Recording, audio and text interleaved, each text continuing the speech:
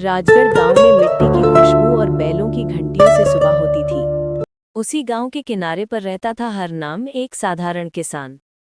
माथे पर झुर्रियां, हाथों में दरारें और आंखों में थकान।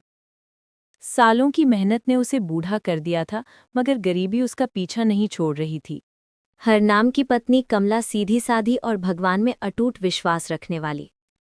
उनका बेटा अर्जुन जवानी की दहलीज पर खड़ा, मजबूत कदकाठी वाला लड़का, जिसके चेहरे पर हमेशा हौसले की चमक रहती। लेकिन किस्मत बेरहम थी।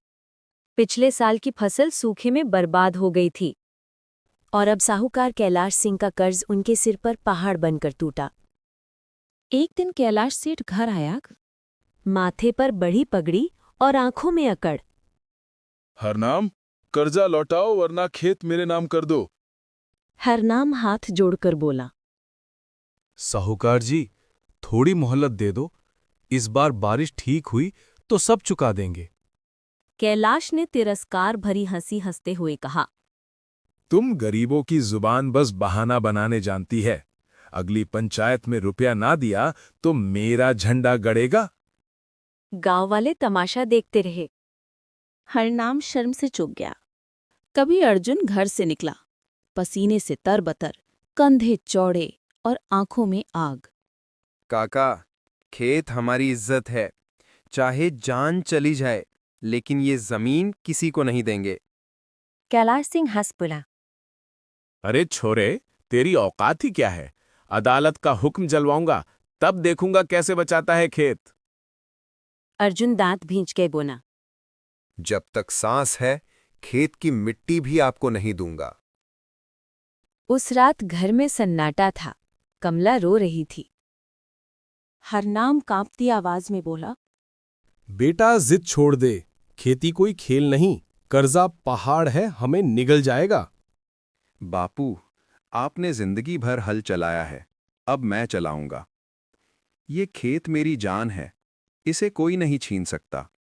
सुबह सूरज निकलने से पहले ही अर्जुन बैल लेकर खेत पहुंचा। मिट्टी गीली थी, ओस चमक रही थी।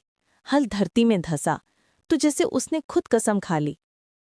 जब तक पसीना बहता रहेगा, खेत नहीं बिकेगा। गांव वाले मजाक उड़ाते। अरे ये छोरा सोचता है मेहनत से साहूकार का कर्जा उतर जाएगा। पागल है। लेकिन अर्जुन बिना कुछ बोले काम करता रहा, पसीने और आंसुओं को मिट्टी में मिला दिया। दिन रात मेहनत, बैलों की देखभाल, सब अकेले करता। धीरे धीरे खेत हरा होने लगा। बालियां झूमने लगीं। गांव वाले जो पहले हंसते थे, अब दबी आवाज में कहने लगे, अगर मेहनत रंग लाई तो यही छोरा चमत्कार कर देगा। कुछ दिन बाद पंचायत बुलाई दे।